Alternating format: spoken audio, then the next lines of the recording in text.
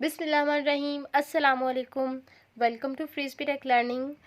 Students, today I'm going to talk about a very important part of our daily life that exactly is internet. As in my previous videos, I already tell you about internet, but today I will tell you what is the history of internet and when it came into being and what when it was started. So if you want to know that this completely, don't forget to watch this video full. Also subscribe, like and share with your friends. So moving toward the agenda of this lecture, in this lecture we will know what is the introduction of internet, and we will know what is the history of internet, and what is the internet today, and we will check out what are the types of ISPs. Okay, so uh, first of all we will see the introduction of internet. So the internet has revolutionized many aspects of our daily life. It has affected the way we do businesses as well as we spend our leisure time. Count the ways you have used the internet recently. Perhaps you have sent an email to your teacher or to a business associate, or you have paid a utility bill, or you read a newspaper from a distant city, or looked up for a local movie schedule, right? And you done this all by using internet, right? Or you maybe research a medical topic or an engineering topic, or booked a hotel reservation, or chat with your fellow through WhatsApp, Facebook, Instagram, etc.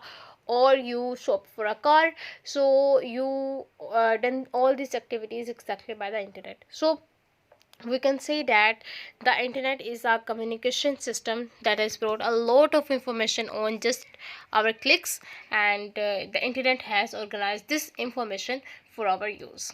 So we can also say that the internet is a structured and organized system. Now we begin with the brief history of the internet. We follow with the description of the internet today. So before moving toward the history of internet, I want to tell you that what is basically the network and what is basically the internet. As I have discussed many times in my previous videos about network and about internet, but today I want to remind you that what is network and what is internet. So when two or more devices connected to each other, they form a network, right? It could be like that. When two or more communication devices connected, they form network, such as we have this computer, this printer, this laptop, and we connect these devices through the communication links, this communication link, then it will exactly form the network. And what is the internet?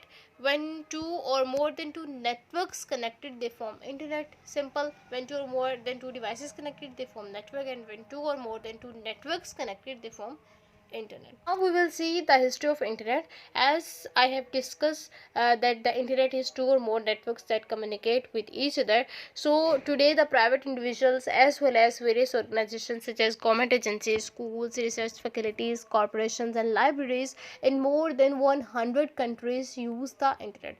Millions of people are also users, yet this extraordinary communication system came into being in 1969.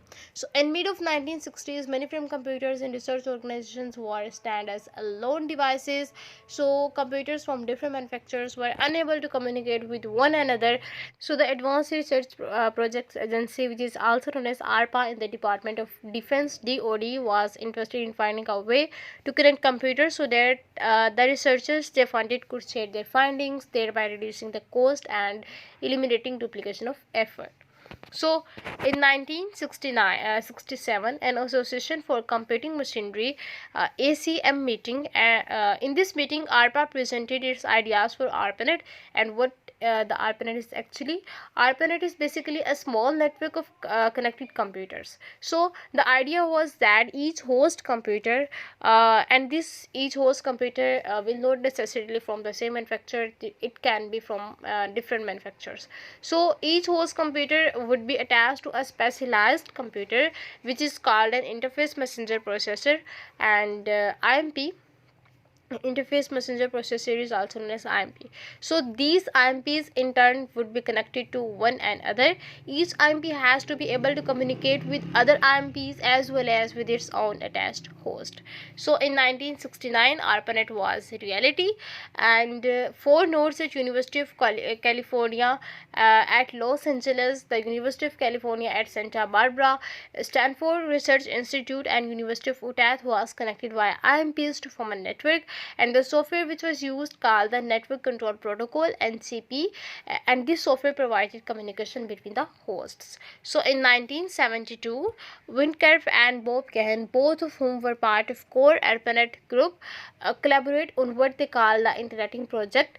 Kerf and Cahan's landmark 1973 paper outlined the protocols to achieve end-to-end delivery of packets. This paper on Transmission Control Protocol (TCP) include all the concepts such as encapsulation, the datagram, and the functions of gateway. So shortly thereafter, authorities make a decision to split TCP into two protocols: Transmission Control Protocol and the Inter-Networking Protocol. And shortly we can say that in TCP and in IP would handle datagram routing, while TCP would be responsible for higher level functions such as segmentation, reassembly, and error detection, and the Inter-Networking Protocol become known as TCP IP protocol, right? So now we will see that what is internet today. So internet has come a long way since 1960s. The internet today is not simple hierarchical structure. It is made up of many wide and local area networks, and you guys if don't know about wide and local area networks, then I have given this video in the I button. You can check here, you can clear your concepts about the wide and local area network. The internet is made up of many wide and local area networks joined by connecting communicating devices and switching stations. So it is difficult to give an accurate representation of internet because it is continuously changing. New networks are being added, existing networks are being added, addresses and networks of defunct companies are being removed. Today most end users who want internet connection use the services of internet service providers. So here we have four types of internet service provider, which one the first one is international service provider, and the second one is national service provider, third one is regional service provider, and the last one is local service provider. So in next slide in the video we will see what is basically the national, regional and local service provider, and at last the video we will see what is basically the international service provider. So in this video if you noted that here we have national internet service provider, national ISP. So the national ISP basically at the second of the hierarchy. At the first of this hierarchy we have international service provider, but we will discuss it later. So at the second of hierarchy we have national ISP, and the national internet service providers are backbone networks created and maintained by specialized companies. There are many national ISPs operating in North America. Some of most well known as Spritlink, PSANet, UUNet Technology, and AGIS and InternetMel. To provide connectivity between the end user, these backbone networks are connected by complex switching stations, and these complex switching stations are normally run by a third party, and these complex switching stations are called network access point, which are also known as NAPS. Sorry.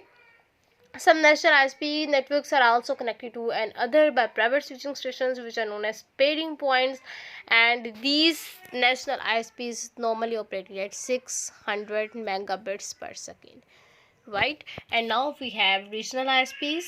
Regional ISPs are basically this smaller ISPs that connected to the national ISPs. You can see in the picture this is regional ISP, and this regional ISP is connected to national ISP through the routers, right? We have local internet service providers, which are here ISPs, and these local ISPs provide services to end users. The local ISPs can be connected to regional ISPs, as you can see in the picture, through these routers, and by these regional ISPs the local ISPs can connect to national ISPs, and in more local ISPs can directly connect it to national ISPs. So Note that in this sense, a local ISP can be a company that just provides internet services, a corporation with network that supplies services to its own employees, or a non-profit organization such as we can say that the college or university that runs its own network.